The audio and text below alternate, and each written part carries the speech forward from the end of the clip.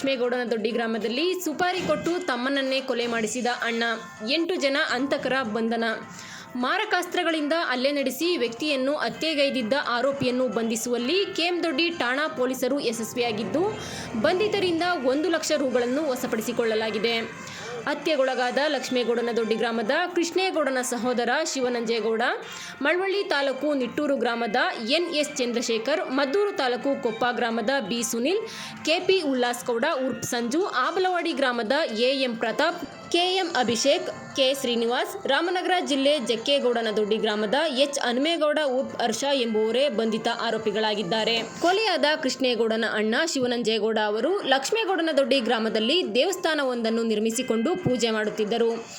ಕೃಷ್ಣೇಗೌಡ ಅವರು ತುಂಬ ಸಾಲ ಮಾಡಿಕೊಂಡಿದ್ದರು. ಈತನ ಸಾಲವನ್ನು ಶಿವನಂಜೇಗೌಡ ಅವರು ತೀರಿಸಿದ್ದರು.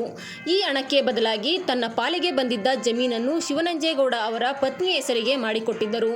ಆದರೆ ಜಮೀನನ್ನು ಅವರ ವಶಕ್ಕೆ ಬಿಡದೆ ಕೃಷ್ಣೇಗೌಡ ಅವರು ಸ್ವಾಧೀನದಲ್ಲಿಟ್ಟುಕೊಂಡು ಅನುಭವಿಸುತ್ತಿದ್ದರು. ಅಲ್ಲದೆ ಕೃಷ್ಣೇಗೌಡ ಅವರು ತನ್ನ ಅಕ್ಕ ತಂಗಿಯರನ್ನು ಪುಸಲಾಯಿಸಿ ಶಿವಲಿಂಗೇಗೌಡನ ವಿರುದ್ಧ ಜಮೀನು ವಿಚಾರದಲ್ಲಿ ಕೇಸು ಹಾಕಿಸಿದ್ದರು. ಅಲ್ಲದೆ ಶಿವನಂಜೇಗೌಡ ಅವನಿಗೆ ಅವಮಾನವಾಗುವ ರೀತಿಯಲ್ಲಿ ಮಾತನಾಡುತ್ತಿದ್ದರು. ಇದರಿಂದ ಬೇಸತ್ತ ಅಣ್ಣ ಶಿವನಂಜೇಗೌಡ ಅವರು ತಮ್ಮನ ಕೊಲೆಗೆ ಸಂಚು ರೂಪಿಸಿ 5 ಲಕ್ಷ ರೂಪಾಯಿಗೆ ಸುಪಾರಿ ನೀಡಿದ್ದರು.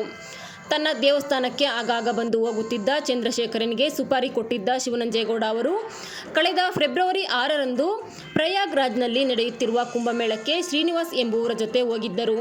ಆರೋಪಿ ಶಿವನಂಜೇಗೌಡರಿಂದ ಸುಪಾರಿ ಪಡೆದಿದ್ದ ಚಂದ್ರಶೇಖರ್ ಕೊಪ್ಪ ಗ್ರಾಮದ ಆರೋಪಿಗಳೊಂದಿಗೆ ಮಾತುಕತೆ ನಡೆಸಿ ಕೊಲೆಗೆ ಸಂಚು ರೂಪಿಸಿದ್ದರು. ಕೊಲೆ ನಡೆಯುವ 2 ದಿನಗಳ ಮುನ್ನ ಕೃಷ್ಣೇಗೌಡನನ್ನು ಮುಗಿಸಲು ವಿಫಲ ಯತ್ನ ನಡೆಸಿದರು. ಆದರೂ ಸಾಧ್ಯವಾಗಿರಲಿಲ್ಲ. ಕೃಷ್ಣೇಗೌಡನ ಚಲನವಲನಗಳ ಬಗ್ಗೆ ಶಿವನಂಜೇಗೌಡನಿಂದ ಸಂಪೂರ್ಣ ಮಾಹಿತಿ ಪಡೆದ ಆರೋಪಿಗಳು ಫೆಬ್ರವರಿ 11ರಂದು ಬೆಳಗ್ಗೆ 6 ಗಂಟೆಯ ಸಮಯದಲ್ಲಿ ಮದನಹಟ್ಟಿ ದೇವಸ್ಥಾನದ ಪಕ್ಕದಲ್ಲಿರುವ ಜಮೀನಿನ ಬಳಿ ಕೃಷ್ಣೇಗೌಡನ ಮೇಲೆ ಮಾರಕಾಸ್ತ್ರಗಳಿಂದ ಹಲ್ಲೆ ನಡೆಸಿ ಆತನ ಕತ್ತು ಕೊಯ್ದು ಪರಾರಿಯಾಗಿದ್ದರು. ಚಂದ್ರಶೇಖರ್ ಬಗ್ಗೆ ಅನುಮಾನಗೊಂಡ ಪೊಲೀಸರು ಆತನನ್ನು ವಿಚಾರಣೆಗೊಳಪಡಿಸಿದಾಗ ಕೃಷ್ಣೇಗೌಡನ ಹತ್ಯೆ ಬಗ್ಗೆ ಸಂಪೂರ್ಣ ಮಾಹಿತಿ ದೊರೆಯಿತು.